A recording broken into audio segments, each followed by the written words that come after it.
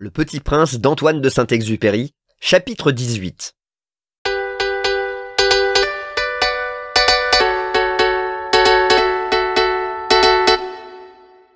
Le Petit Prince traversa le désert et ne rencontra qu'une fleur.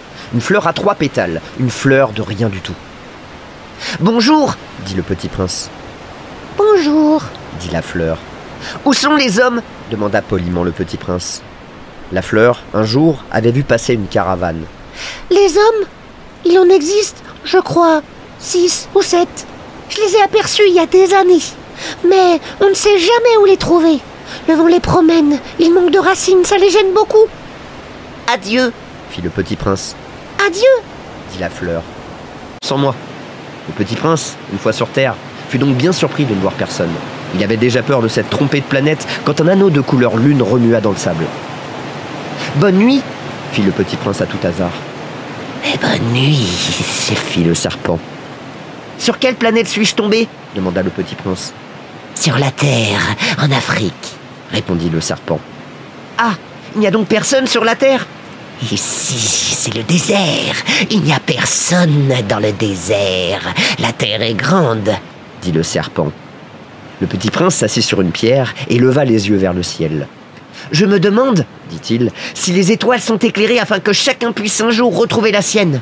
Regarde ma planète, elle est juste au-dessus de nous, mais comme elle est loin. »« Elle est belle, dit le serpent.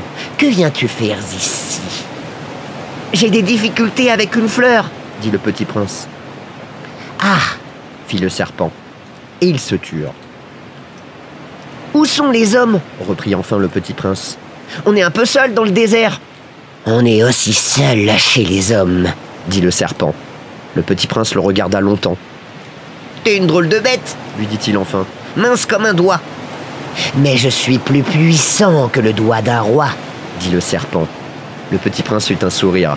« Tu n'es pas bien puissant, tu n'as même pas de pattes, tu peux même pas voyager. »« Je puis t'emporter plus loin qu'un navire, » dit le serpent.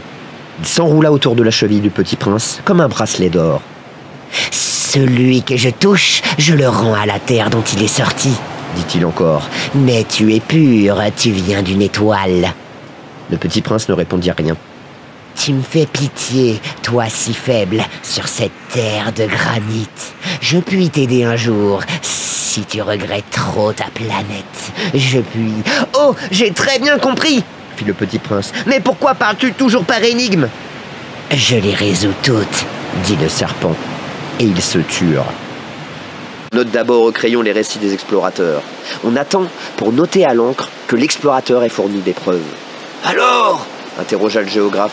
« Oh, chez moi, dit le Petit Prince, ce n'est pas très intéressant, c'est tout petit. J'ai 3 volcans, 2 volcans en activité et 1 volcan éteint.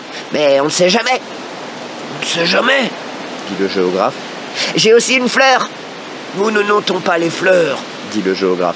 Pourquoi ça? C'est le plus joli. »« Parce que les fleurs sont éphémères. »« Qu'est-ce que signifie éphémère ?»« Les géographies, dit le géographe, sont les livres les plus précieux de tous les livres. Elles ne se démodent jamais. Il est très rare qu'une montagne change de place. Il est très rare qu'un océan se vide de son eau. Nous écrivons des choses éternelles. »« Mais les volcans éteints peuvent se réveiller, interrompit le Petit Prince. Qu'est-ce que signifie éphémère ? Que les volcans soient éteints ou soient éveillés, ça revient au même pour nous autres, dit le géographe. Ce qui compte pour nous, c'est la montagne, elle ne change pas. Mais qu'est-ce que signifie éphémère ? Répéta le Petit Prince qui, de sa vie, n'avait renoncé à une question une fois qu'il l'avait posée. Ça signifie qui est menacé de disparition prochaine. Ma fleur est menacée de disparition prochaine ? Bien sûr.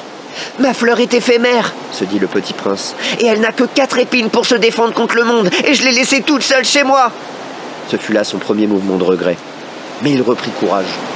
Que me conseillez-vous d'aller visiter ? Demanda-t-il.